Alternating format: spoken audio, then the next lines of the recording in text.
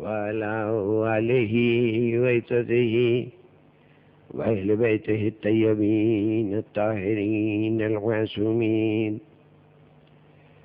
أما بعد فقد قال الله تعالى وتباركه في محكم كتابه المبين قوله الحق. بسم الله الرحمن الرحيم. أم يحسدون الناس على ما آتاهم من فضله فقد آتينا آل إبراهيم الكتاب والحكمة وآتيناهم ملكا عظيما. صلوات.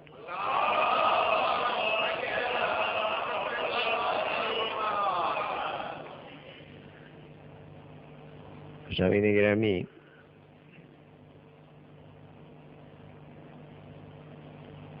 عموماً موضوع گفتگو مودت آل محمد ہوا کرتی ہے،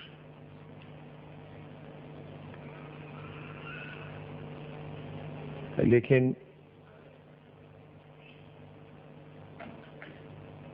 میں نے جیسا کلرز کیا کہ میرے پیش نظر اس مرتبہ کی گفتگو کی حد تک مودت آل محمد نہیں، عداوت آل محمد ہے.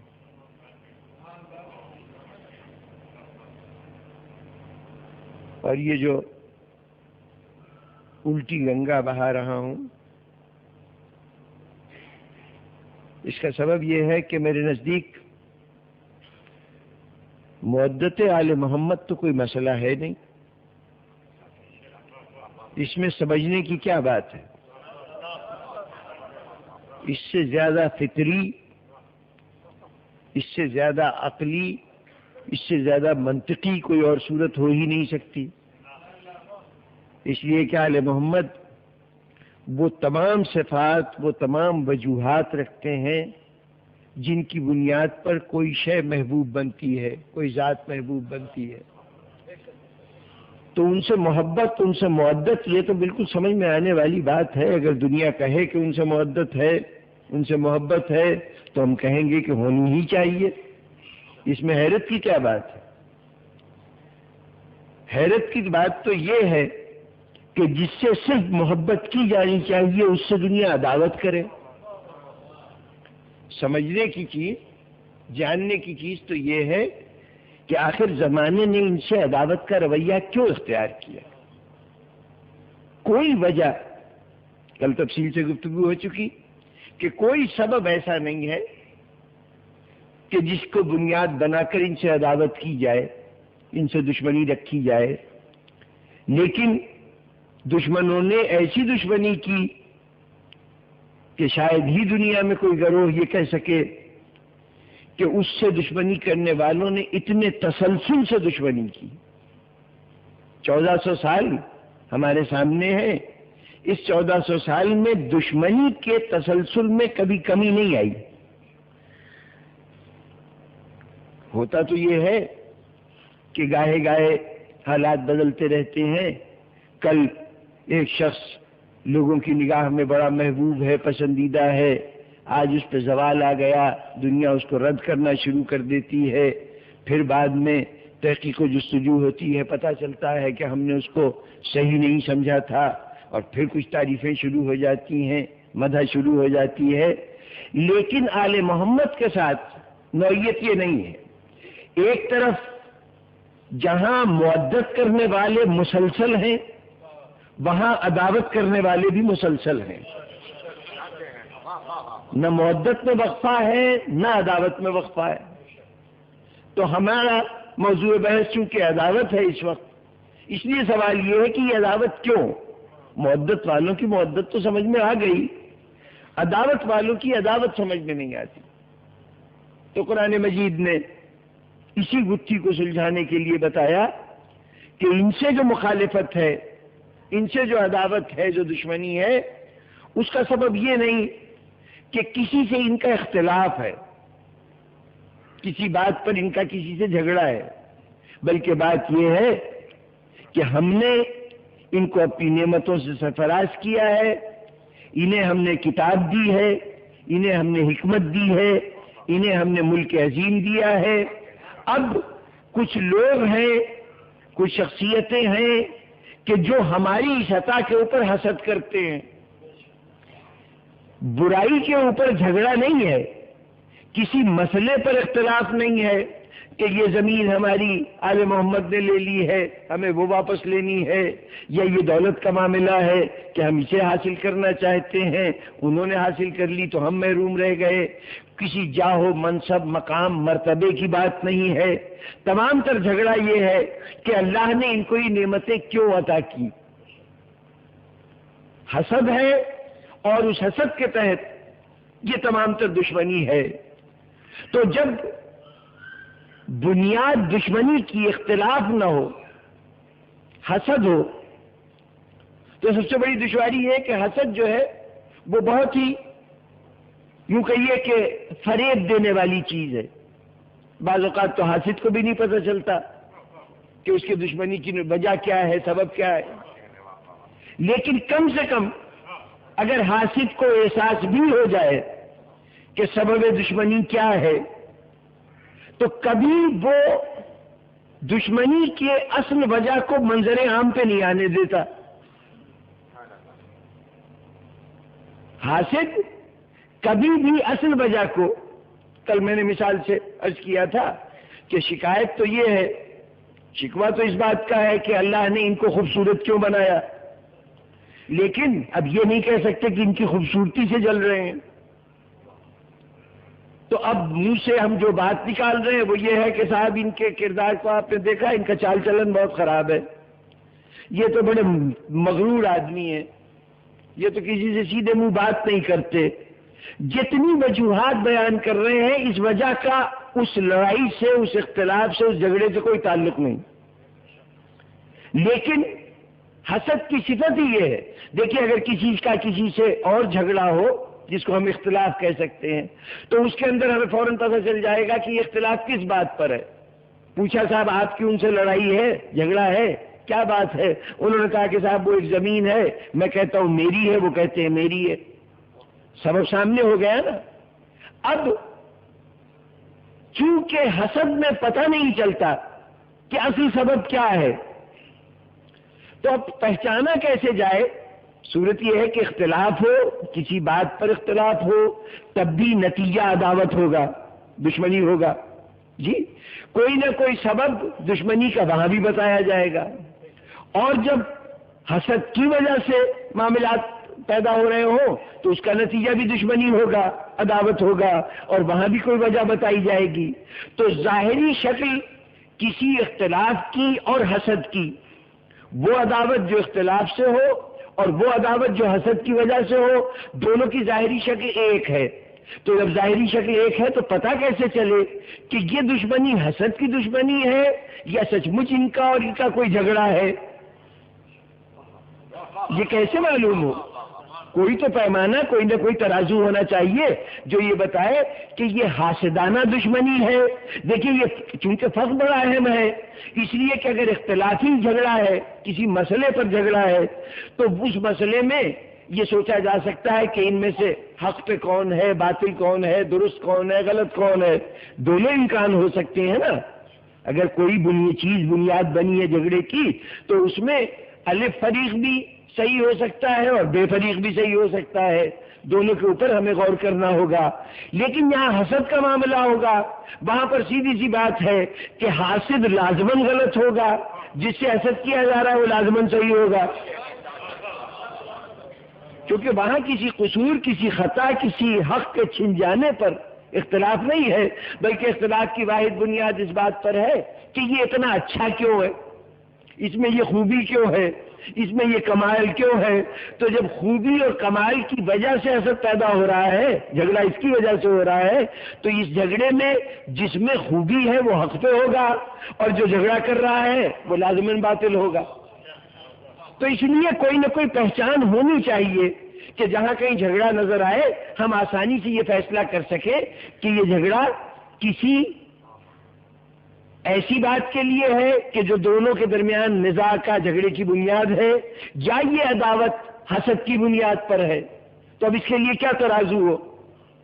ظاہرہ کیفیتیں دونوں میں ایک دشمنی بھی ہوتی ہے، اور دشمنی کے جتنے تقاضے ہوتے ہیں وہ سب اس میں موجود ہوتے ہیں کہ فریق مخالف کو نقصان پہنچایا جائے، اس کو جتنا سے زیادہ اذیت دی جا سکے اذیت دی جائے۔ یہ حسد میں بھی ہوگا اور اختلاف میں بھی ہوگا، ظاہری شکل دونوں کی ایک۔ تو جناب آسان سی پہچان یہ عرض کر دوں کہ جب ظاہری جھگڑے کی بنیاد، اختلاف کی بنیاد کوئی مسئلہ ہوگا تو وہاں جس مسئلے کو بنیاد بنا کر جھگڑا کیا جا رہا ہے، اگر وہ مسئلہ حل کر دیا جائے تو جھگڑا ختم ہو جائے گا۔ جس بات پر عداوت ہے وہ بات بیچ میں سے ہٹا دیجئے، اس مسئلے کو حل کر دیجئے تو عداوت ختم۔ اس کا مطلب ہے کہ جھگڑا اس بات پر تھا۔ اور اس کے مقابلے میں چونکہ حاسد کبھی اصل وجہ کی تو ہوا کو تو ظاہر ہونے ہی نہیں دیتا، یہ بتاتا ہی نہیں کہ اسے حسد کس وجہ سے ہے، اس پہ پردہ پڑا رہتا ہے۔ تو جب حسد کی اصل وجہ پر پردہ پڑا رہتا ہے، اس لیے جو وجہ وہ بیان کر رہا ہے عداوت کی، وہ سچی وجہ نہیں ہوتی۔ اس لیے اگر آپ اس وجہ کو دور بھی کر دیں گے تو عداوت باقی رہے گی۔ بس جہاں وجہ نزاع جھگڑے کی بنیاد کے دور ہونے سے جھگڑا ختم ہو جائے، سمجھ جائیے یہاں اختلاف تھا۔ اور اگر ایسی صورت ہو کہ جھگڑے کی وجوہات دور کی جائیں تو نئی وجہ پیدا کر لی جائے، اس وجہ کو دور کیا جائے تو کوئی اور وجہ پیدا کر لی جائے، جھگڑا باقی رہے تو سمجھ لیجئے کہ یہ حسد کی وجہ سے ہے، کسی بات پر جھگڑا نہیں ہے۔ اب ذرا غور فرمائیے کہ دنیا میں اسلام آیا تو اسلام کا پیغام ایک نیا پیغام تھا۔ اس وقت کے اہل عرب کے لیے وہ پیغام قابل قبول نہیں تھا۔ بہت سے لوگوں کو نظریہ توحید سے اختلاف تھا، بہت سے لوگ یہ سمجھتے تھے کہ خدا تو ٹھیک ہے، واحد ہے، جیسے عیسائی اور یہودی اس زمانے کے وہ وحدانیت کا کچھ نہ کچھ تصور رکھتے تھے، لیکن ان کے نزدیک حضور پیغمبر خدا نہیں تھے۔ تو کسی کو اختلاف تھا نظریہ توحید سے، کسی کو اختلاف تھا نظریہ رسالت سے، بہت سے لوگ اختلاف کر رہے تھے اور نتیجتاً دشمنی کر رہے تھے حضور کی ذات سے۔ جہاں یہ لوگ دشمنی کر رہے تھے وہاں کچھ لوگ یقیناً ایسے بھی ہوں گے جو حضور سے حسد بھی کر رہے ہوں۔ ان دشمنوں میں سارا عرب حضور کی مخالفت کر رہا ہے۔ جیسے ہی اسلام کی آواز بلند ہوئی پورا عرب مخالفت کے اوپر کمر بستہ ہو گیا، کیا کافر اور کیا عیسائی اور کیا یہودی سب مخالفت کر رہے ہیں۔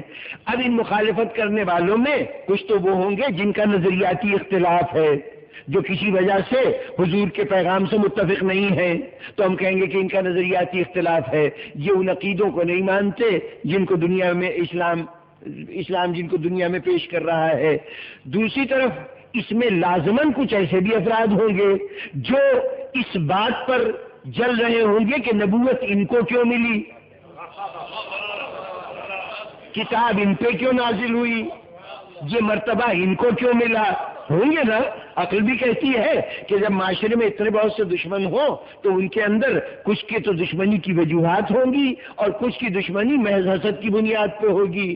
اب کیسے پتہ چلے کہ ان میں سے حاسد کون تھا اور دشمنی کی بنیاد پر دشمنی کرنے والا کون تھا؟ تو سیدھی سی بات یہ ہے کہ جھگڑا تھا اسلام کے عقائد پر، اختلاف تھا اسلام کے عقائد پر۔ جس دن یہ جھگڑا دور ہو گیا، یعنی توحید پہ جھگڑا تھا، ہوتے ہوتے کافر نے مان لیا کہ ہاں خدا ایک ہے اور مسلمان ہو گیا، تو مسلمان ہو گیا، جھگڑا ختم ہو گیا۔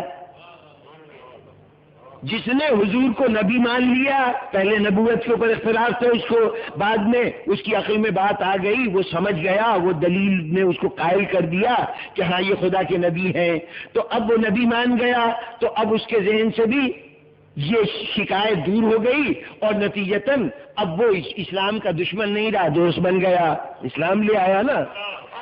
جو لوگ اسلام کو قبول کرنے کے بعد اسلام کے دوست بن گئے، رسول کے مددگار بن گئے، یہ وہ لوگ تھے کہ جن کو پہلے اختلاف تھا، اب اختلاف دور ہو گیا تو دشمنی ختم ہو گئی، لیکن جن کی دشمنی اسلام لانے کے بعد بھی قائم رہی، سمجھ لیجئے کہ یہ ماضی میں بھی حسد کی وجہ سے ہو رہے تھے، آج بھی حسد کا شکار ہے۔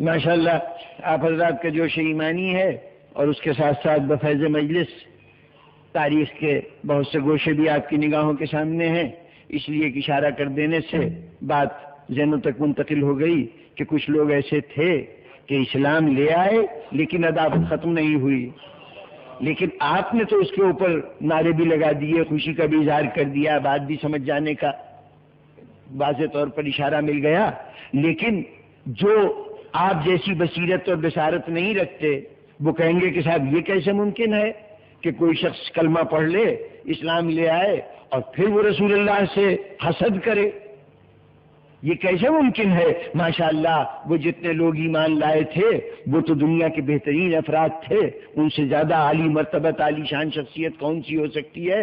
اور جہاں حضور کا پسینہ گرتا تھا وہاں خون بہانے کو تیار، وہ تو اپنے گھر کا سارا اثاثہ اسلام کے لیے قربان کر دینے والے، اپنی جان کو ہتھیلی پہ لے کے پھرنے والے، ان کے لیے آپ کہہ رہے ہیں کہ وہ بعد میں بھی عداوت رکھتے تھے؟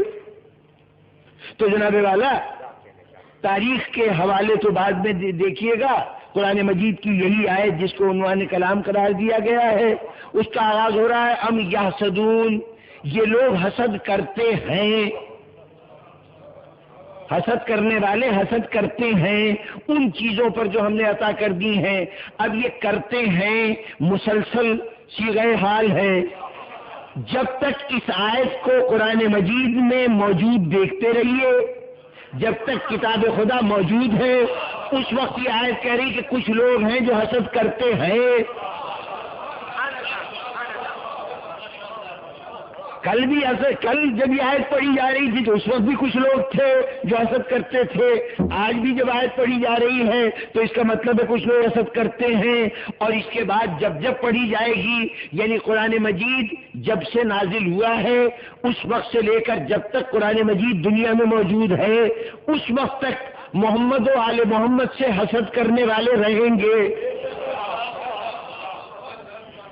تو اب قرآن کی یا تو اس آیت کی نفی کر دیجئے، اور اگر اس کو مانتے ہیں تو یہ مانیے کہ ہر عہد میں حاسد تھا، حسد کرنے والا تھا، اور اب جب قرآن نے یہ کہا کہ ہر عہد میں حاسد تھا بھی اور ہے بھی، تو اب ہماری ذمہ داری اور بڑھ گئی کہ ہم یہ پہچانیں کہ یہ حاسد ہے کون۔ اب اس کا پہچاننا اس لیے ضروری ہو گیا کہ دیکھیے جب تک دشمن کے طور پر سامنے آ رہا تھا، اختلاف رکھتے ہوئے سامنے آ رہا تھا، بدر میں آیا، احد میں آیا، خندق میں آیا، خیبر میں آیا، تو وہاں ہم بخوبی پہچان گئے کہ ان میں سے کون وہ شخص ہے کہ جو اسلام کا دشمن ہے۔ لیکن اب حاسد اس طرح سے میدان میں لڑنے نہیں آئے گا،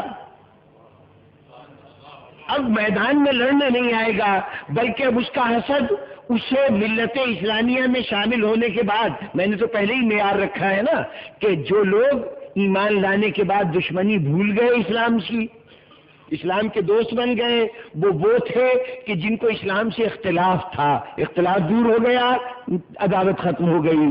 لیکن جو لوگ اسلام لانے کے بعد بھی جن کے دلوں میں عداوت برقرار رہی، وہ وہی لوگ ہیں جو حاسد تھے، جنہیں حسد تھا۔ تو بات ہی ان کی ہو رہی ہے جو اسلام لا چکے ہیں، اسلام لا چکے ہیں اور عداوت رکھتے ہیں۔ تو اب آج کے دور میں حاسد کا وجود قرآن کہہ رہا ہے کہ ہے، تاریخ کہہ رہی ہے کہ یہ اسلام لے آئے تھے، تو اب آج کے دور میں یہ پہچاننا ضروری ہے کہ وہ عداوت رکھنے والا کون ہے، کیونکہ اب تو وہ اپنی صفوں میں ہے۔ دیکھیے کل تک اگر سامنے سے آتا، حملہ آور ہوتا، تو اس کا ہم دفاع کر سکتے تھے۔ آج تو وہ ہمارے بغل میں بیٹھا ہوا ہے، ہمارے آستین کا سانپ ہے، اگر میدان میں آتا تو اس سے لڑ لیتے، ختم کر لیتے، لیکن یہ آستین میں چھپا ہوا سانپ یہ نہ معلوم کب ڈس لے، اس لیے اس سے خبردار ہونا بہت زیادہ ضروری ہے۔ اس لیے ہمیں جاننا پڑے گا کہ یہ کون ہے جو ملت اسلامیہ میں کلمہ رسول پڑھتے ہوئے بھی حسد کا مظاہرہ کر رہا ہے۔ تو میں نے عرض کیا تھا کہ حسد کی ایک پہچان یہ ہے کہ ان کی عداوت وجہ اختلاف ختم ہونے کے باوجود باقی رہتی ہے۔ تو اب میں تاریخ کے صفحے الٹنا شروع کروں اور آپ کے سامنے حقائق گوش گزار کرنا شروع کروں کہ کہاں وجوہات ختم ہوتی رہے لیکن جھگڑا قائم۔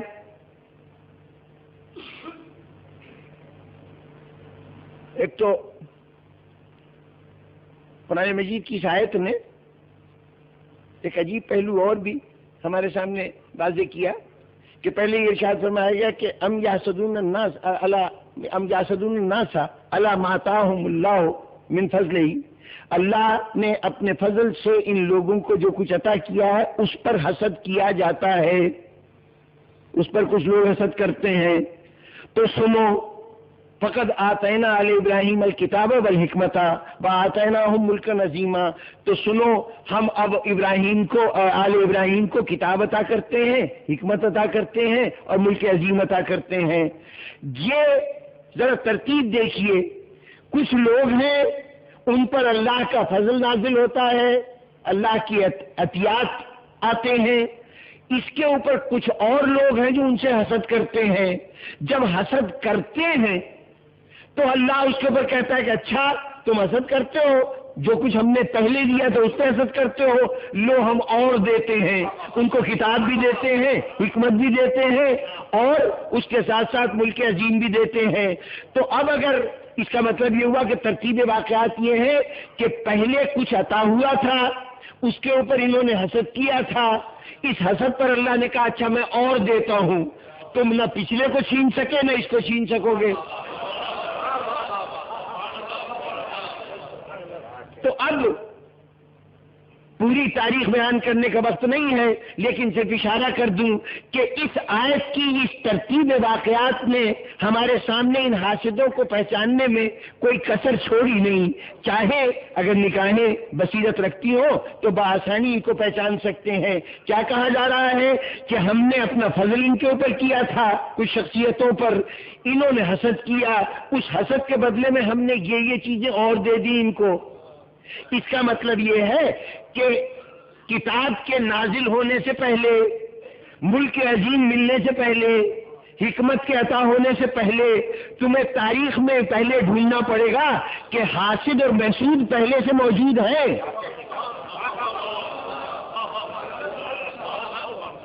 یعنی پہلے ہم نے ان کو انسانی شرافتوں کے بہت سی نعمتیں عطا کی تھیں، یہ بڑے سخی تھے، بڑے جواد تھے، ان کے کرم کے کیا کہنے، دنیا ان کے قصیدے پڑھتی تھی، اس پہ کوئی تنگ دل تھا جو حسد کر رہا تھا۔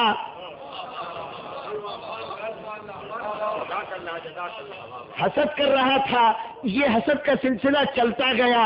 اللہ نے کہا اچھا تم حسد سے باز نہیں آ رہے، جلے جا رہے ہو نا ان کے ان صفات پر، ان خوبیوں پر، تو اب ہم اور صفتیں دیتے ہیں کہ اب صرف پچھلے فضائل ہی نہیں، اب نئی فضیلتیں ملیں گی کہ ان کو کتاب بھی ملے گی، حکمت بھی ملے گی اور اس کے ساتھ ساتھ ملک عظیم بھی ملے گا۔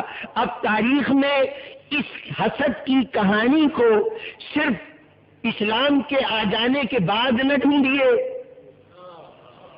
حسد کی اس کہانی کو اسلام کے آنے، بھائی کتاب کا ملنا، حکمت کا ملنا، ملک عظیم کا ملنا، یہ تو اسلام کے آنے کی بات ہے نا، کتاب کے ساتھ اسلام آیا ہے نا۔ اس کتاب کے آنے سے پہلے یہ واقعہ ہو چکا ہے کہ ان کو اللہ نے کچھ عطا کیا تھا اور کوئی جلنے والے جلے تھے، کوئی حاسد تھے۔ اب پوری تاریخ اٹھا کے دیکھ لیجئے، ایک طرف فضیلتوں کی حامل شخصیتیں ہیں، ہاشم ہیں، عبد المطلب ہیں، عبداللہ ہیں،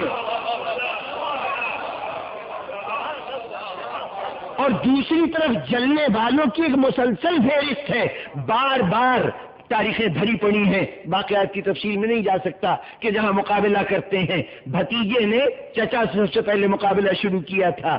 ہاشم کے بھائی تھے عبد الشمس، عبد الشمس کا کوئی جھگڑا بھائی کے ساتھ نہیں تھا، لیکن عبد الشمس کا بیٹا تھا امیہ، اس نے جنگ شروع کی ہاشم کے ساتھ، چچا کے ساتھ، اور جنگ اس بات پہ ہوئی کہ سارے عرب جب حج کا موقع ہوتا تھا سب کے سب جمع ہوتے تھے مکے کے اندر، تو حضرت ہاشم کے خیمے لگتے تھے جن میں طرح طرح کے کھانے پکوائے جاتے تھے، صبح سے شام تک لنگر جاری رہتا تھا، اور سارے عرب سے آئے ہوئے ہزاروں حاجی ان لنگر سے اپنا پیٹ بھرتے رہتے تھے۔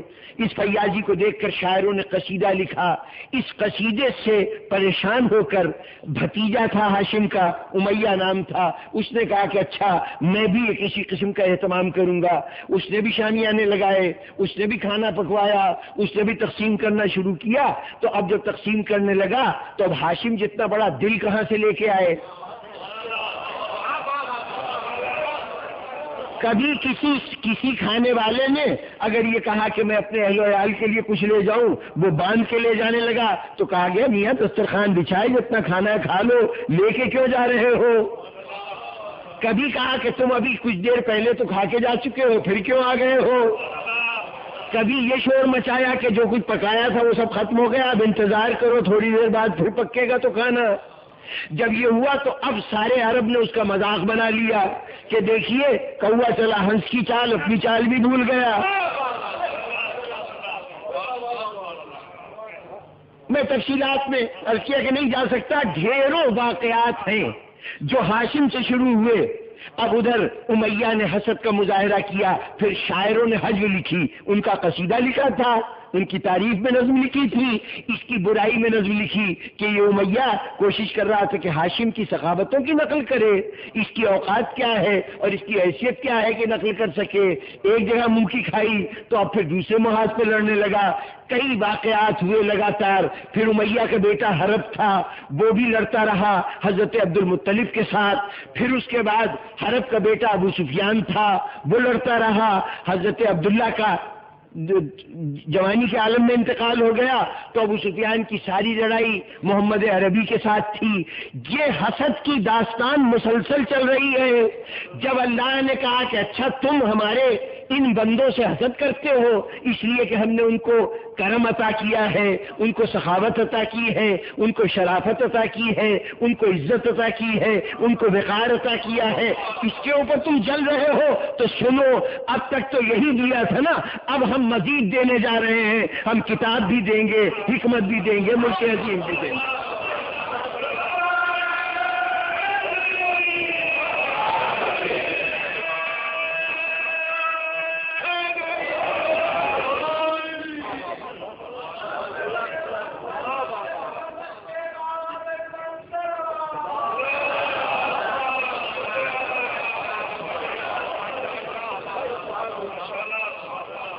بس اس کے بعد بزرگان محترم، اب جو لوگ حسد کرتے آ رہے تھے اسلام لے آئے، لیکن اس کا یہ مطلب تو نہیں تھا کہ حسد سے دستبردار ہو جائیں۔ حسد کی تو خوبی یہی ہے، خوبی کہیے، صفت کہیے، کہ اس کی کوالٹی یہی ہے کہ وہ کبھی اپنے ظاہری وجہ کے ختم ہونے سے کبھی ختم نہیں ہوا کرتی۔ حسد تو اسی وقت ختم ہوگا کہ جب وہ عزت، وہ شرف، وہ کمال، وہ فضیلت اس میں نہ رہے جس سے حسد کیا جا رہا ہے۔ تو جن کی فضیلتیں ان کے کردار کا جز ہوں، ان کی فطرت کا جز ہوں، تو ان کا کردار تو نہیں بدلا کرتے، وہ بدلیں گے نہیں، ان کا حسد ختم نہیں ہو سکتا۔ اب اگر یہ حاسدوں کا سلسلہ کسی موقع پر اسلام لے آئے گا تو یہاں یہ نہ سمجھیے کہ اب ان کی دشمنی ختم ہو جائے گی، دشمنی برقرار رہے گی۔ اب اگر قول علی کو سند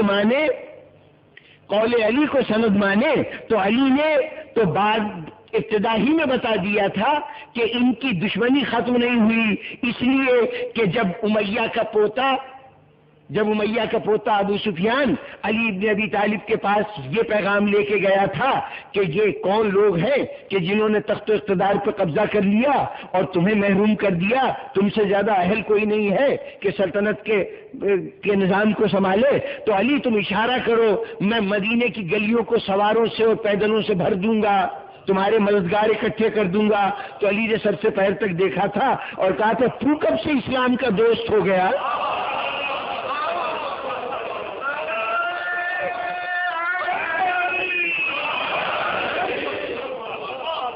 یہ جملہ کہ تو کب سے اسلام کا دوست ہو گیا، یہ جملہ اعلان کر رہا ہے کہ یہاں اسلام آ گیا ہے، عداوت نہیں ختم ہوئی۔ بھائی اس جملے کا یہی مطلب ہے نا کہ تو کل بھی دشمن تھا، آج بھی دشمن ہے، یعنی اسلام کے آ جانے سے تیری دشمنی اسلام سے ختم نہیں ہوئی۔ اور یہ ہم پہلے طے کر چکے کہ جہاں وجہ ختم ہونے کے بعد بھی عداوت برقرار رہے وہ حسد ہوتا ہے۔ تو وہ علی اس جملے میں کہہ رہے ہیں کہ تو ان لوگوں میں سے ہے جو حسد کرنے والے ہیں۔ اچھا یہاں تو علی کی سند موجود تھی، اب تاریخ کے آئینے میں دیکھیے کہ اس سند کی عملی صورت کیا ہے، کیا واقعتاً ان کی اسلام سے دشمنی برقرار ہے؟ میں جزیات پر، چھوٹے چھوٹے واقعات پر جو مورخین نے ابو سفیان کے لیے لکھے، ابو سفیان کی اولاد کے لیے لکھے، ان سب جزیات میں نہیں جاؤں گا، وہ جو آپ سب کی جانی پہچانی روزمرہ کی حقیقتیں ہیں ان کی نشاندہی کروں گا۔ دیکھیے تیسری خلافت کا خاتمہ ہوا اور چوتھی خلافت پر مسلمانوں نے اتفاق کیا کہ علی ابن ابی طالب اور خلیفہ ہیں، مسلمانوں نے بیعت کی علی کے ہاتھ پر۔ اس موقع پر ابو سفیان کے بیٹے نے شام میں یہ اہتمام شروع کیا کہ ہم علی سے جنگ کریں گے۔ کس بات پر جنگ کریں گے؟ کہ تیسرے خلیفہ قتل ہوئے ہیں، مظلوم قتل ہوئے ہیں، ہمیں ان کا انتقام لینا ہے، قصاص لینا ہے، بدلہ لینا ہے، یہ نعرہ لگایا گیا۔ اب یہی تصویہ کر لیجئے کہ اس عداوت کی جو علی کے خلاف ہو رہی ہے، اس عداوت کا سبب کیا سچ مچ تیسرے خلیفہ کا قتل ہے یا اس کے علاوہ کوئی سبب ہے؟ اعلان تو یہی کیا جا رہا ہے نا کہ ہم قصاص کر لینا چاہتے ہیں، بدلہ لینا چاہتے ہیں، یہی کہا جا رہا ہے۔ لیکن آج جو جن کو دعویٰ ہے کہ ہم بدلہ لینا چاہتے ہیں، اگر اتنے ہی اپنے دعوے میں سچے تھے تو پہلی بات تو یہ ہے کہ قتل ہوا ہی کیوں؟ ارے بھائی چند لوگ 40 دن تک گھر کا محاصرہ کیے رہے اور اس کے بعد انہوں نے خلیفہ کو قتل کر دیا۔ امام حسین علیہ السلام 8 دن کربلا میں رہ کر 8ویں دن 2 محرم کو پہنچے تھے نا، 10 محرم کو شہید ہو گئے۔ آج تک کہا جاتا ہے کہ کربلا سے دور کوفے میں جو لوگ موجود تھے، جو مومنین موجود تھے، جو شیعان اہل بیت موجود تھے، انہوں نے خط لکھ کر حسین کو بلایا تھا اور دیکھیے یہ مدد کے لیے نہیں پہنچے، چنانچہ یہی خود قاتل ہیں۔ کہا جاتا ہے نا، یہی کہا جاتا ہے نا کہ یہ شیعہ قاتل ہیں اس لیے کہ حسین کی مدد کے لیے نہیں پہنچے۔ حسین جو کربلا میں پہلے سے طے شدہ جگہ نہیں ہے کہ کربلا میں لڑائی ہوگی، حسین تو گھر سے نکلے ہیں، کوفے کی طرف جاتے جاتے اتفاق سے حسین جانتے ہو علم امامت اپنی جگہ پہ ہے، عوام کو تو نہیں معلوم کہ یہ لڑائی کہاں ہوگی، کربلا میں پہنچ گئے، وہاں پر جنگ ہوئی اور حسین شہید ہو گئے۔ اس جنگ کے دوران ابن زیاد کی فوجوں نے راستوں کی ناکہ بندی کر رکھی ہے، جگہ جگہ فوجیں متعین ہیں کہ کوئی حسین کی مدد کے لیے نہ آنے پائے، کوفے کے شہر میں جگہ جگہ پہرے دار بیٹھے ہوئے ہیں۔ ان تمام باتوں کے باوجود حسین کے 72 سپاہیوں میں، یا 72 سے اگر تعداد بڑھا بھی لیجئے 100-125 سپاہی مجموعی طور پر جو شہدائے کربلا ہیں ان کی تعداد 121 کے قریب بنتی ہے۔ ان 121 میں کم از کم 65 افراد ایسے ہیں جو شہر کوفہ سے آئے۔ یہ حبیب ابن مظاہر، زہیر ابن قین، مسلم ابن اوسجا، جناب حر ابن یزید ریاحی، یہ برہر حمدانی، عابس ابن ابی شبیب شاکری، یہ تمام کے تمام لوگ جو ہیں یہ سب شہر کوفہ سے تعلق رکھتے ہیں۔ 64 یا 65 افراد کی فہرست نام بنام قبیلوں کے ساتھ موجود ہے تاریخوں کے اندر کہ جو کوفے سے تعلق رکھتے تھے۔ دیکھیے اتنی پابندیوں کے باوجود اچانک کربلا کے میدان میں رونما ہو جانے والا واقعہ، اس میں بھی 65 افراد شہر کوفہ سے مدد کے لیے حسین کی پہنچ گئے اور اپنی جان کا نذرانہ پیش کیا. جہاں تو بنو امیہ کی اس سلطنت کو جو شام میں قائم ہے، اس سلطنت کو قائم کرنے میں تیسرے خلیفہ کی مہربانیوں کا بے پناہ دخل ہے. ان کی عنایتوں نے آج اتنا مضبوط کیا ہے کہ یہ اپنے آپ کو ایک بڑی فوج کا مالک قرار دیتا ہے. وہ شہر دمشق سے چل کر اپنی فوجوں کو لے کر ذات العراق کے مقام کے اوپر آ کے ٹھہر جاتا ہے. 40 دن تک خلیفہ کا محاصرہ جاری رہتا ہے اور وہ ایک قدم بھی آگے نہیں بڑھاتا. وہ جو کل قصاص کے لیے اٹھے گا، اگر اتنی ہی ہمدردی تھی تو اس سانحے کو ہونے ہی کیوں دیا؟ 40 دن میں تو شاید اگر بر صغیر سے بھی فوجیں روانہ ہوتی تو وہ بھی خلیفہ کی مدد کے لیے پہنچ جاتی، نہ کہ ایک صوبے سے دارالحکومت میں فوج کو جانا ہے اور فوجیں دارالحکومت سے چل چکی ہیں، راستے میں ٹھہری ہوئی ہیں اس انتظار میں کہ دیکھیں کیا ہوتا ہے. اچھا چلیے، آپ کو پہلے دن نہیں اندازہ تھا کہ حالات کل کو کیا ہو جائیں گے، اور جب اندازہ ہوا تو اس وقت خلیفہ کا قتل ہو چکا تھا. تو جب خلیفہ کا قتل ہوا تھا تو اس وقت تمہارے پاس فوج تھی، لشکر تھا، تم گورنر تھے، حکومت کی عنایتوں سے تم پروان چڑھے تھے. اب تمہارا فریضہ کیا تھا؟ تم یہ فوجیں لے کر واپس دمشق چلے جاؤ یا ان فوجوں کو لے کر مدینے فوراً پہنچو اور جنہوں نے قتل کیا ہے وہاں پر انہیں کیفر کردار تک پہنچا دو، ان کو سزا دے دو. اس وقت تمہارا پلٹ جانا یہ بتا رہا ہے کہ تمہیں قتل خلیفہ سے کوئی دلچسپی نہیں ہے، قصاص سے کوئی دلچسپی نہیں ہے. اچھا، اب بھی چلیے، اس وقت صحیح طور پر عقل نے کام نہیں کیا، گھبراہٹ میں غلط فیصلہ کر بیٹھے تو ایک بڑی مقتدر شخصیت، اس دنیا اسلام کی بڑی نامور ہستی، ایک ام المومنین، وہ میدان میں اٹھ کھڑی ہوئی یہی نعرہ لگا کر کہ ہم قصاص لیں گے مقتول کا، خلیفہ کا، اس کا بدلہ لینے کے لیے ہم اٹھے ہیں. 2 جید صحابہ ان کے ساتھ شامل ہو گئے اور یہ لوگ جمل کے، یہ بصرہ کے میدان میں، بصرہ کے سامنے لڑنے کے لیے فوجیں جمع کر کے پہنچ گئے. اب بصرے تک یہ تو آ گئے، مکے سے چل کے بصرے تک آ گئے. وہ جو کل قصاص کا دعویٰ کرے گا وہ باوجود اس کے کہ منظم فوج رکھتا ہے، دیکھیے ان کو فوج بنانی پڑی ہے. یہ جو شخصیتیں ہیں ان کے پاس کوئی باقاعدہ فوج نہیں. ام المومنین کوئی فوج کی جرنیل تو تھی نہیں، بن گئی اور بات ہے، اس وقت تک تو نہیں تھی.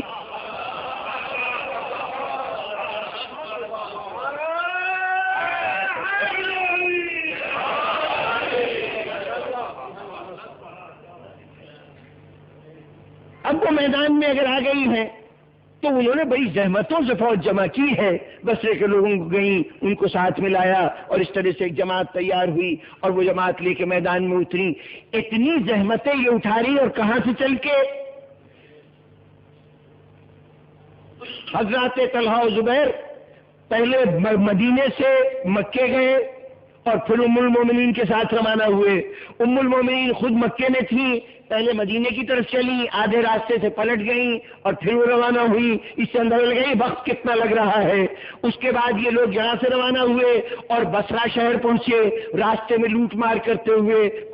کچھ علی بن ابی طالب کی طرف خراج آ رہا تھا، وقت کے حکمران کے پاس جو مختلف جگہ سے ٹیکس جمع ہو کے آ رہا تھا، اس کو راستے میں لوٹ لیا اور یہ سب لوٹ کے اب یہ پیسہ ویسا لے کے وہاں بصرہ پہنچے یہ جماعت، اور وہاں جا کے لوگوں کو کچھ پیسے کی لالچ دی، کچھ کو تلوار سے ڈرایا، اور وہاں پر جو موجود علی بن ابی طالب کے گورنر تھے ان کی داڑھی بھی نوچ لی گئی اور ان کو مارا بھی گیا، اور اس کے بعد ان کو مار کے وہاں سے نکال دیا گیا، شہر بصرہ پہ قبضہ کیا. یہ سب واقعات ایک دن میں تو نہیں ہوئے، طویل عرصہ لگا نا. اس طویل عرصے میں وہ جسے بعد میں قصاص عثمان کا مطالبہ کرنا تھا اسے چاہیے تھا کہ وہ کہتا کہ خاتون آپ جو پریشان ہو رہی ہیں میرے پاس باقاعدہ فوج موجود ہے، اسلحہ موجود ہے، میں آپ کی مدد کے لیے آتا ہوں. لیکن یہ جنگ ہو گئی، ام المومنین اس جنگ کے نتیجے میں شکست کھا گئی، طلحہ و زبیر دونوں مارے گئے، سب کچھ ہو گیا. وہ جو کل قصاص کا مطالبہ کرے گا ابھی تک خاموش بیٹھا ہے. اگر تمہیں بدلہ ہی لینا ہے تو پھر کیوں نہیں آتے میدان میں؟ اور اس کے بعد جب صفین کے میدان میں آ گئے، یہ سب کے بعد جب یہ بھی ختم ہو گئے، یعنی خلافت بھی ختم ہو گئی، خلیفہ کی حمایت کرنے والے بھی ختم ہو گئے، تو اب نعرہ لگایا گیا دمشق سے کہ اب ہم بدلہ لیں گے، ہم اس خون کا بدلہ لیں گے۔ اس بدلہ لینے کے لیے صفین کے مقام پر عراق شام کے ہی علاقے میں رقہ نامی شہر ہے جو دریائے فرات کے کنارے واقع ہے، یہیں پر وہ صفین کا میدان ہے جہاں مارکہ ہوا تھا۔ تو وہاں پر یہ جنگ ہوئی ہے، اور اس جنگ میں ابھی نعرہ کیا ہے کہ ہم قاتلان خلیفہ ثالث کے کا بدلہ لینا چاہتے ہیں۔ ساری جنگ اس پہ جاری ہے۔ ہوتے ہوتے ایک موقع آیا کہ جہاں پر ساری تفصیلات کیسے عرض کروں، آپ حضرات کی نگاہ میں یہ ساری واقعات موجود ہیں کہ ایک موقع ایسا آیا کہ جہاں شکست ہونے جا رہی تھی شام کی فوجوں کو، اس وقت چال چلی گئی، قرآن مجید نیزوں پہ اٹھائے گئے کہ اس قرآن کی روشنی میں ہم فیصلہ کر لیں۔ علی بن ابی طالب کے ساتھیوں میں سے بھی لوگوں نے کہا کہ جو قرآن کو بیچ میں ثالث بنایا جا رہا ہے تو ہمیں اس فیصلے کو قبول کر لینا چاہیے۔ چنانچہ بڑے بحث مباحثے کے بعد ایک آدمی ان کی طرف سے اور ایک آدمی ان کی طرف سے مقرر ہوا کہ یہ لوگ مذاکرات کریں اور قرآن کی روشنی میں فیصلہ کریں۔ جھگڑا کیا ہے؟ تیسرے خلیفہ کے قتل کے ملزموں کو سزا دینی، یہ ہے نا موضوع۔ اصل وجہ اختلاف کی یہی ہے نا، جنگ اسی لیے ہو رہی ہے کہ قاتلان خلیفہ سے انتقام لینا ہے۔ تو اب ساری گفتگو تو یہی ہونی چاہیے تھی نا کہ قاتل کون کون سی ہے، فہرست بنتی، اس میں دیکھا جاتا کس کے اوپر صحیح چارج ہے، کس پہ غلط ہے، مقدمہ چلتا، اس کے بعد فیصلہ ہوتا۔ لیکن اب یہاں پر گفتگو یہ ہو رہی ہے کہ خلیفہ علی کو ہونا چاہیے یا خلیفہ حاکم شام کو ہونا چاہیے۔ ذرا دیکھیے، وجہ ختم ہو گئی، وجہ ختم ہو گئی۔ اب جب اس کا ذکر ہی نہیں ہو رہا، قصاص کا ذکر ہی نہیں ہو رہا، اس کا مطلب وہ وجہ باقی نہیں رہی، لیکن عداوت باقی ہے۔ جہاں وجہ ختم ہو جائے اور عداوت رہ جائے وہ حسد کا نتیجہ ہوتی ہے۔ 6 مہینے تک یہ مذاکرات، دومت الجندل ایک مقام ہے، وہاں پہ یہ مذاکرات جاری رہے۔ ابو موسیٰ اشعری ادھر سے تھے اور عمر بن العاص ادھر سے تھا، دونوں سر جوڑ کے بیٹھے رہے اور پتہ نہیں 6 مہینے کیا باتیں کرتے رہے۔ بہرطور 6 مہینے تک مذاکرات جاری رہے۔ اس 6 مہینے میں علی بن ابی طالب نے اس 6 مہینے میں ایک اور کام کیا۔ دونوں فوجیں ایک دوسرے کے سامنے تھیں، ادھر عراقی فوج تھی یعنی علی بن ابی طالب کی فوج، ادھر شامی فوج تھی جو سامنے تھی وہ حاکم شام کی سرکردگی میں۔ یہ دونوں اتنے قریب تھے کہ اب چونکہ جنگ بندی ہے، سیز فائر ہے، اس لیے کبھی ان کا سپاہی ادھر چلا جاتا ہے، کبھی ان کا کوئی سپاہی ادھر چلا آتا ہے، کبھی کوئی صاحب ادھر کی باتیں سنانے لگتے ہیں جا کے کہ ہمارے یہاں یہ ہوتا ہے، کبھی ادھر والا ادھر باتیں کرنے لگتا ہے۔ اس اثنا میں لوگوں کو موقع ملا یہ دیکھنے کا کہ علی بن ابی طالب ہیں کیا۔ اندازہ لگائیے، یہ علی بن ابی طالب کی سیاستیں ہیں، یہ علی بن ابی طالب کی حکمت عملیاں ہیں کہ وہ یہ دیکھ رہے ہیں کہ اس جنگ کو میں اپنے مفاد میں کیسے استعمال کر سکتا ہوں، اپنے مقاصد کو حاصل کرنے میں کیسے استعمال کر سکتا ہوں۔ انہوں نے دیکھا تھا کہ حاکم شام نے گزشتہ 30 سال کے دور حکومت میں دمشق کے اندر جو کچھ تعلیم دی ہے، جو اسلام بتایا ہے، اس اسلام کا کوئی تعلق اہل بیت سے نہیں ہے، اس اسلام کا میں کسی اہل بیت کا تذکرہ نہیں ہے۔ دمشق کے لوگ یہ بھی نہیں جانتے کہ رسول کی کوئی آل ہے بھی کہ نہیں،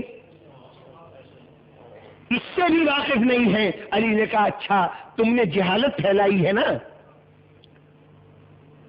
جناب جہالت پھیلائی گئی،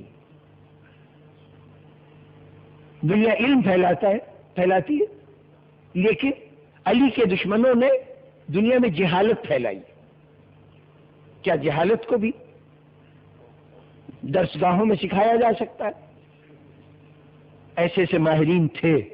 آج کے دور میں علم سکھانا مشکل ہے، اس دور میں لوگوں نے جہالت سکھانے کو آسان بنا دیا تھا۔ یہی زمانہ، دونوں فوجیں آمنے سامنے، ایک عراقی علی کی فوج کا ایک سپاہی، اس کا اونٹ، وہ اونٹ لیے گزر رہا تھا دونوں لشکروں کے درمیان میں سے۔ اس کے اونٹ کو دیکھ کے، صحت مند توانا اونٹ تھا، تو اسے دیکھ کر ایک شامی کے منہ میں پانی آ گیا اب یہ چلتے چلتے ذرا اس علاقے میں ہو گیا تھا جو شامی فوج سے قریب تر تھا. اس نے جھٹ سے آگے بڑھ کے اور اس کی مہار پہ ہاتھ ڈال دیا کہ یہ اونٹ تو میرا ہے. اس نے کہا بھائی میرا ہے. کہا کہ کیوں نہیں, میرا ہے, میرے 10 گواہ میں تمہیں پیش کر سکتا ہوں. اور اس کے بعد یہ سارے کے سارے مقدمہ, اب چونکہ علاقہ وہ ہو گیا تھا کہ جو حاکم شام کے اس میں تھا, اس کے پاس مقدمہ پیش ہوا. 40 گواہ پیش کر دیے گئے کہ انہوں نے کہا کہ صاحب یہ اونٹ جو ہے اس نے فلاں دن خریدا تھا, شامی نے فلاں جگہ سے لیا تھا, فلاں کا وہ تھا. گواہیاں ہوتی رہیں, ساری گواہیاں ہو گئیں. اس کے بعد جب وہ ساری گواہیاں بھگت گئیں تو حاکم نے حکم سنایا کہ یہ شامی کا اونٹ ہے, عراقی کا کوئی حق نہیں اس کے اوپر. عراقی نے کہا حضور آپ جس کو دل چاہے دے دیجیے اونٹ, لیکن میری گزارش سن لیجیے کہ یہ جو 40 آدمی آ کے گواہی دیتے رہے یہی کہہ رہے ہیں نا کہ یہ اونٹ اس کا ہے. ذرا غور فرما لیجیے, اونٹ نہیں ہے, اونٹنی ہے.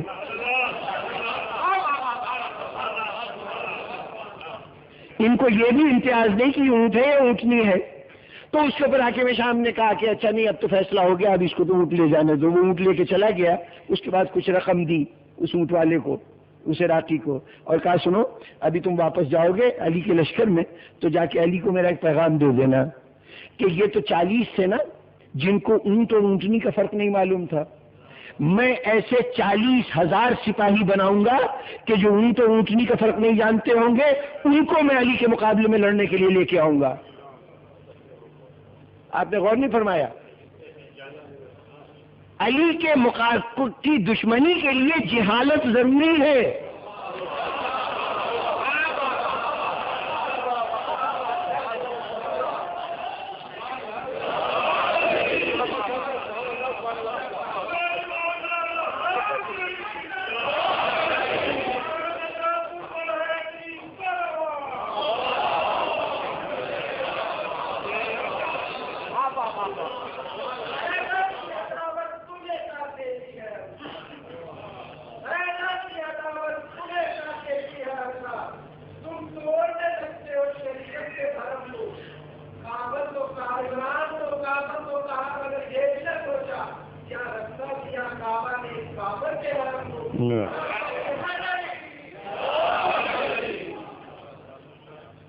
میں کلام کو ذرا مختصر کروں کہ اب یہ کیفیت جہالت پیدا کی جا رہی ہے اس لیے کہ عداوت کو جاری رکھنا ہے. قصاص خلیفہ ثالث نعرہ یہی تھا نا.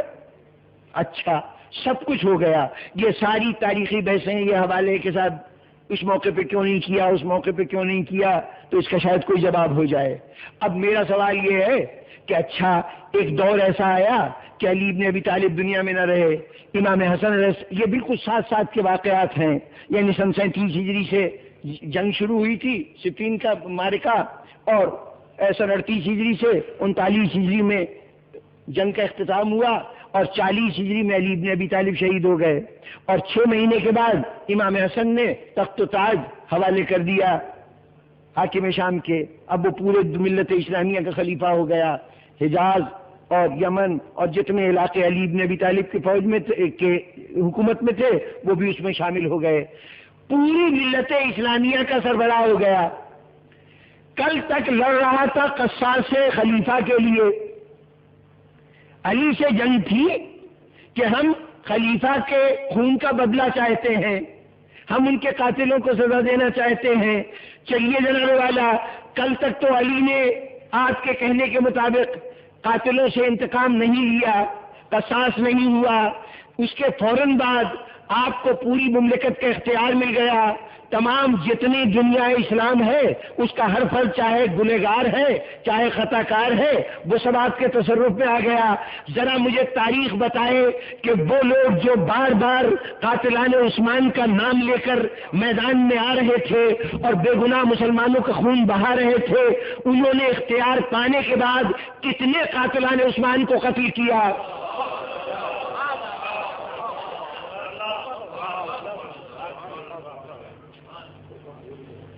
جناب والا, جو بدلہ لینے والے ہوتے ہیں نا ان کو اگر 1.5 سال 18 مہینے بھی ملتے ہیں مختار سختی جیسے, تو چن چن کے اپنے قاتلوں کو تلاش کر کے ان سے بدلہ لے لیتے ہیں.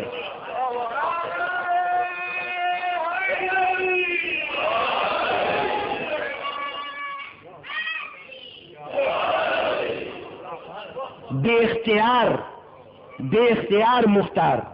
ظاہر ہے کوئی حکمران نہیں ہے، کوئی تخت و تاج اس کے پاس نہیں ہے، اسے زیرو سے سٹارٹ لے کر اس مقام تک پہنچنا ہے کہ صاحب اختیار بن جائے، اور اس کے بعد پھر اس تھوڑے سے عرصے میں، بڑی چھوٹی سی مدت ہے، کل 1.5 سال کی مدت ہے جو مختار کو ملی ہے 18 مہینے کی. اس 18 مہینے میں مختار سختی نے بدلہ لے لیا، جو زبان سے کہا تھا کر دکھایا. جو لوگ اس بدلے کے نام پر فوجیں جمع کرتے رہے تھے، دمشق کی مسجد میں باقاعدہ ایک خون میں بھگو کر قرآن مجید رکھ دیا گیا کہ یہ خلیفہ کے زیر مطالعہ تھا، اس کو خود دیکھو یہ اس پہ خلیفہ کا خون بہا ہے. ایک کرتا لٹکا دیا گیا کہ یہ خلیفہ کا، مظلوم خلیفہ کا کرتا ہے.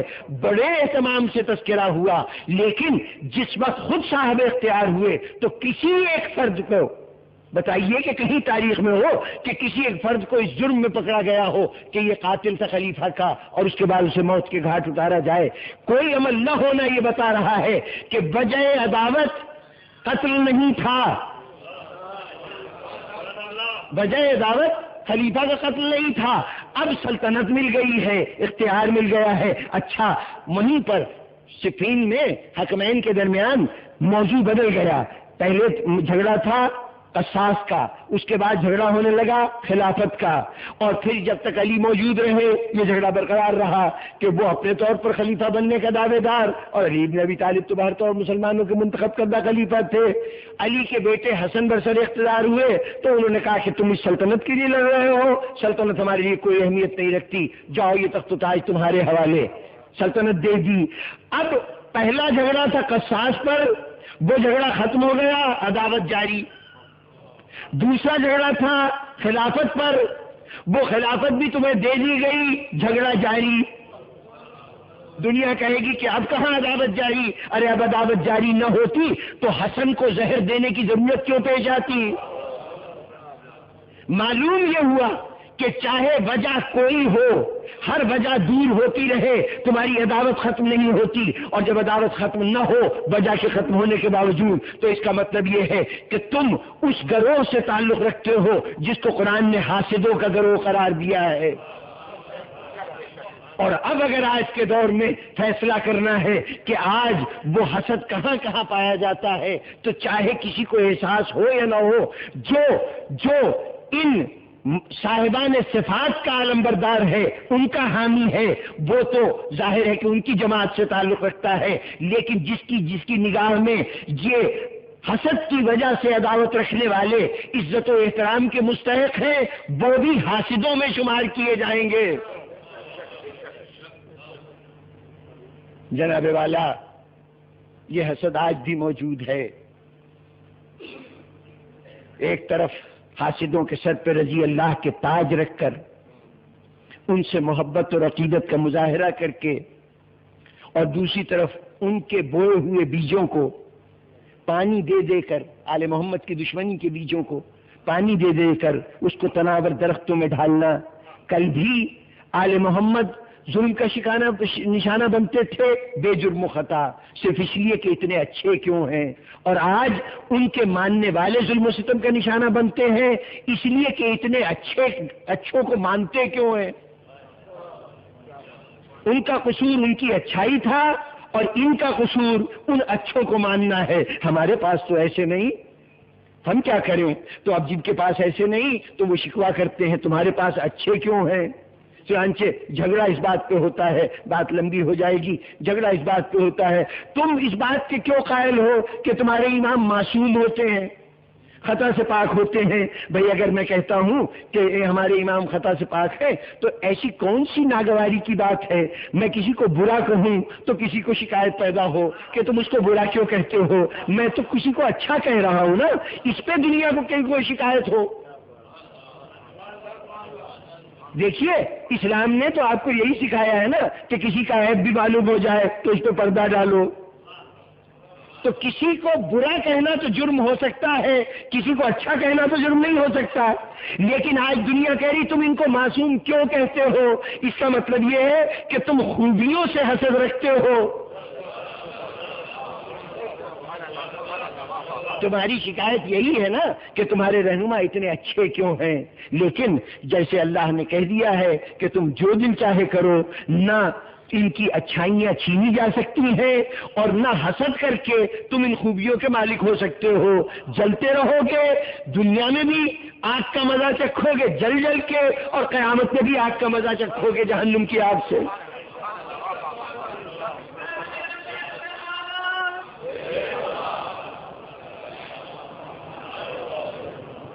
ورنہ جن کے دل محبتوں سے آراستہ ہوتے ہیں ان کو نہ تو زمانے کا متاثر کرتا ہے، نہ فاصلہ متاثر کرتا ہے، کہیں ہو کتنی دور ہو محبوب سے، لیکن محبوب کی تڑپ ان کے دل میں ہمیشہ بیتابی کا باعث بنتی رہتی ہے۔ چراغ محبت ان کی زندگی کے راستوں کو روشن کرتا رہتا ہے۔ ایک تذکرہ کروں چند جملوں میں تاکہ مجلس بھی اپنے اختتامی مرحلے پہ پہنچے۔ ایک محبت کرنے والے کی بات کروں آج، ذرا ذہن میں یہ بات رہے کہ یہ جو سفر ہے کربلا سے کوفے تک کا، یہ تو چند گھنٹوں کا سفر تھا۔ کربلا سے کوفے تک قیدیوں کا جو قافلہ گیا ہے 40 میل کا فاصلہ تھا۔ ظہر کے قریب یہ قافلہ روانہ ہوا تھا اور رات ہوتے ہوتے یہ قافلہ کوفے کے دروازے تک پہنچ چکا تھا۔ یہ تو مختصر سا سفر تھا۔ اس سفر کے بڑے مصائب تو وہی تھے جو کربلا میں جھیلے گئے تھے، یعنی وہ صدمے تھے جو ابھی تازہ تازہ اٹھا کر یہ قافلے والے روانہ ہوئے تھے۔ لیکن جب یہ قافلہ کچھ دنوں کے بعد شہر کوفہ سے جانب دمشق روانہ ہوا تو اب حالات کافی حد تک بدل چکے ہیں۔ یعنی بدل چکے ہیں سے کیا مراد ہے؟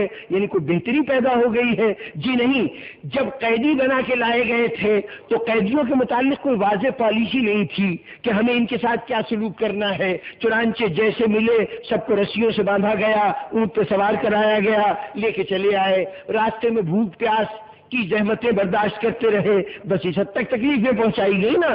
لیکن اب جب دمشق کی طرف روانہ ہوئے تو اب ذہن میں پوری تصویر واضح ہے، حکمران کیا چاہتا ہے، ہمیں ان کے ساتھ کیا سلوک کرنا چاہیے، یہ سب چیزیں سامنے ہیں۔ اس لیے جب کسی شہر میں داخل ہوتے ہیں تو وہاں کے لیے بھی انداز مقرر ہیں، جب راستہ چلتے ہیں تو اس کے بھی انداز مقرر ہیں۔ ہر چیز بہت واضح طور پر اب مظالم بڑی تفصیل کے ساتھ ہو رہے ہیں۔ اسی طرح یہ چلتا قافلہ، اب درمیان کے واقعات ظاہر ہے کہ نہیں بیان کر سکتا، یہ قافلہ چلتے چلتے حلب کے مقام پہ پہنچا۔ حلب کی سرزمین پر یہ قافلہ پہنچا۔ اچھا، اس قافلے کو یہاں رکھیے اور ذرا تھوڑا سا ماضی میں سفر کیجئے۔ امام حسین علیہ السلام کی حیات علی بن ابی طالب کا دور ہے۔ اس عہد میں سرزمین ایران سے 2 شہزادیاں اپنی کچھ کنیزوں کے ساتھ گرفتار کر کے لائی گئی تھیں۔ ان 2 شہزادیوں میں ایک شہزادی جناب شہر بانو تھی۔ شہر بانو زوجیت امام حسین علیہ السلام میں آئیں اور آپ کے چوتھے امام کی والدہ گرامی ہیں، اور ان کا انتقال اسی زمانے میں ہو گیا جس زمانے میں امام زین العابدین اسلام کی ولادت ہوئی ہے۔ بعض جگہ یہ بھی کہا جاتا ہے کہ کربلا میں موجود تھیں، لیکن تاریخ مورخین اس سے اتفاق نہیں کرتے۔ ان کا خیال یہی ہے کہ آپ کا انتقال امام زین العابدین السلام کی ولادت کے موقع پر ہو چکا تھا، جناب شہر بانو کا۔ جب جناب شہر بانو امام کے گھر میں آئی تو چونکہ شہزادی تھی، کچھ وفادار کنیزیں بھی آپ کے ساتھ وابستہ تھیں۔ ان کنیزوں میں کنیز کا نام شیری تھا۔ یہ بڑی خاص خادمہ تھی جناب شہر بانو کی، بہت خیال رکھتی تھی۔ ایک دن اس کے سلیقے کو، اس کے حسن انتظام کو امام نے دیکھا تو جناب شہر بانو سے کہنے لگے کہ یہ تمہاری کنیز شینی جو ہے یہ تو بڑی سلیقہ مند ہے، یہ بڑی خوش سلیقہ ہے۔ اب جب امام نے یہ تعریف کی تو اس تعریف کا شکرانہ جناب شہر بانو نے یوں ادا کیا کہ آپ نے کہا کہ آپ کو یہ کنیز اچھی لگی، میں یہ کنیز آپ کو ہبہ کرتی ہوں، آپ کی ملکیت میں دیتی ہوں۔ امام نے جب سنا کہ کنیز کو میری ملکیت میں دیا گیا تو فوراً کہا اچھا تم نے مجھے دی، میں نے اس کنیز کو آزاد کر دیا، راہ خدا میں اس کو آزاد کر دیا۔ کسی غلام کو آزادی کی نوید سنائی جائے تو اس کے کیا جذبات ہونے چاہیے؟ خوشی کا اظہار ہوگا، لیکن ادھر امام نے کہا آزاد کر دیا، ادھر وہ جناب شہر بانو کے قدم پکڑ کے بیٹھ گئی، بی بی میں تو یہ گھر چھوڑ کے نہیں جاؤں گی، میں تو یہ گھر چھوڑ کے نہیں جاؤں گی۔ سامعین گرامی، امام نے اجازت دی کہ اچھا تم اپنی شہزادی کے پاس رہنا چاہتی ہو، جب تک تمہاری زندگی کا کوئی اور رخ سامنے نہیں آتا، یعنی تمہاری شادی بیاہ نہیں ہوتی، اس وقت تک تم ہمارے گھر میں گھر کے فرد کے طور پر رہو گی۔ شیریں رہنے لگی۔ کچھ عرصے کے بعد غالباً تیسری خلافت کا چوتھی خلافت جناب امیر کی گزر گئی، امام حسن علیہ السلام کا دور تھا۔ اس زمانے میں ایک شخص عزیر نام تھا، یہودی تھا کسی زمانے میں، وہ اسلام کی حقانیت سے متاثر ہو کر وہ خدمت امام میں حاضر ہوا اور امام کے دست مبارک پر اس نے بیعت کی اور اسلام قبول کیا۔ عزیر نے جب اسلام قبول کیا تو جس گھرانے سے دولت ایمان عطا ہوئی تھی، جب یہ عزیر جانے لگا تو امام نے کہا خالی ہاتھ نہ جاؤ، ہمارے گھر آئے تھے نا، ایمان تو لے گئے، لیکن اب سوچو کہ جب تم جاؤ گے اپنے اعزا میں، اپنے رشتہ داروں میں، تو جب انہیں پتہ چلے گا تم مسلمان ہو گئے ہو تو کوئی تمہیں اپنی بیٹی دینے کے لیے تیار نہیں ہوگا، تو تم جا رہے ہو، میں چاہتا ہوں کہ تمہاری عائلی زندگی بھی مکمل ہو، خاندانی زندگی بھی صحیح طور پر تم ادا کرو، میں تمہارے لیے ایک زوجہ کا انتظام کر دیتا ہوں۔ اور اس کے بعد شیریں سے پوچھا کہ یہ شخص ہے، اگر یہ تمہیں اپنی زوجیت میں لینا چاہے تو تم قبول کرتی ہو؟ شیریں نے سر جھکا لیا۔ مولا نے رضامندی دیکھتے ہوئے دونوں کا نکاح پڑھا دیا، نکاح ہو گیا۔ کچھ دن تک وہ مدینے میں رہتا رہا، پھر اس کے بعد چلنے لگا۔ اب جو چلنے لگا تو اس نے چلتے چلتے اب جب جانے لگا تو ظاہر کہ بیوی کو ساتھ لے کے جانا تھا، شیریں کو ساتھ لے کے جانا تھا۔ شیریں اس گھر میں رہ کر آداب زوجیت سے پوری طرح آگاہ تھی، جانتی تھی کہ اگر شوہر جا رہا ہے اور اس کا حکم ہے کہ میں ساتھ چلوں تو میرا فریضہ ہے کہ میں اس کے ساتھ جاؤں۔ ایک طرف شریعت کہہ رہی تھی ساتھ جاؤ، دوسری طرف اس گھرانے کی محبت کہہ رہی تھی کہ شیریں اگر تو یہاں سے چلی گئی تو تیری زندگی میں پھر رہ کیا جائے گا، جنت کو چھوڑ کے تو دنیا میں جانا چاہتی ہے، تو سب کچھ گنوا دے گی۔ اس الجھن میں تھی، لیکن حکم امام کے آگے سر جھکا لیا، شوہر کے فرمائش کے اوپر چلنے پہ آمادہ بھی ہو گئی۔ ایک مرتبہ امام کی خدمت میں حاضر ہوئی، مولا آپ نے حکم دیا ہے، میں جا رہی ہوں، میں اسلام کے فرمائش پر عمل کرتے ہوئے شوہر کی اطاعت کا فریضہ ادا کر رہی ہوں، لیکن مولا میری ایک تمنا ہے کہ کبھی زندگی میں آپ کبھی موقع ملے تو میرے غریب خانے پہ آئیے گا، کبھی میرے گھر تشریف لائیے گا۔ حسین نے سنا، ایک مرتبہ کہا اچھا شیریں کوئی بات نہیں، ہم تمہارے گھر آئیں گے، ہم تمہارے گھر آئیں گے۔ اب دیکھیے اگر کسی کی ایک تمنا بغیر زحمت کے پوری ہو جائے نا تو فوراً دل میں دوسری تمنا سر اٹھانے لگتی ہیں۔ اس سے پہلے تو صرف اتنی ہی بات تھی کہ مولا کبھی آپ تشریف لائیے گا، اب جب حسین نے کہا کہ ہاں ہم آئیں گے، کوئی بات نہیں، تمہارے مہمان بنیں گے، تو اب ایک مرتبہ کچھ تمنا اور آگے بڑھی، فوراً ہاتھ جوڑ لیے، کہا مولا چھوٹا منہ ہے، بڑی بات کر رہی ہوں، لیکن کیا مولا میں یہ بھی امید رکھوں کہ جب آپ آئیں گے تو شہزادیاں بھی آپ کے ساتھ آئیں گی؟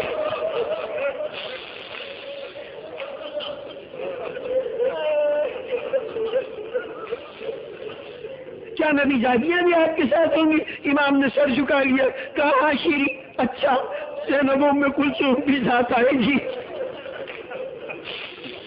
جناب شیریں چلی گئی اور حلب میں ایک مقام پر اس کے شوہر کا گھر تھا، ایک ٹیلا تھا، پہاڑی تھی، اس پہاڑی کے اوپر ایک مکان تھا، اس کو بیت معمورہ کہتے تھے، وہ اس کے شوہر کا مکان تھا۔ وہاں جا کے شیریں رہنے لگی عزیر کے ساتھ، اپنے شوہر کے ساتھ، لیکن چونکہ قول امام پر اسی طرح یقین رکھتی تھی جیسے قرآن کی آیتوں پہ یقین رکھتی ہو، اس لیے یہ یقین تھا کہ مولا نے کہا ہے کہ آئیں گے، تو بس روز آس رہتی تھی، صبح اٹھتی تھی تو جلدی جلدی سے گھر کو صاف کرتی، اپنے بستروں کو آراستہ کرتی، کھانے تیار کرتی، کیا پتہ میرا مولا آج آ جائے، کیا پتہ آ جاتا ہے۔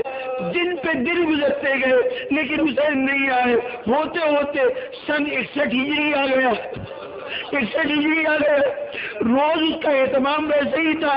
ایک دن رات کو سو رہی تھی، اپنے گھر میں سو رہی تھی کہ اچانک کیا دیکھا کہ امام آئے ہیں اور کہہ رہے ہیں شیریں اتنی دیر سے ہم تیرے دروازے پہ کھڑے ہیں،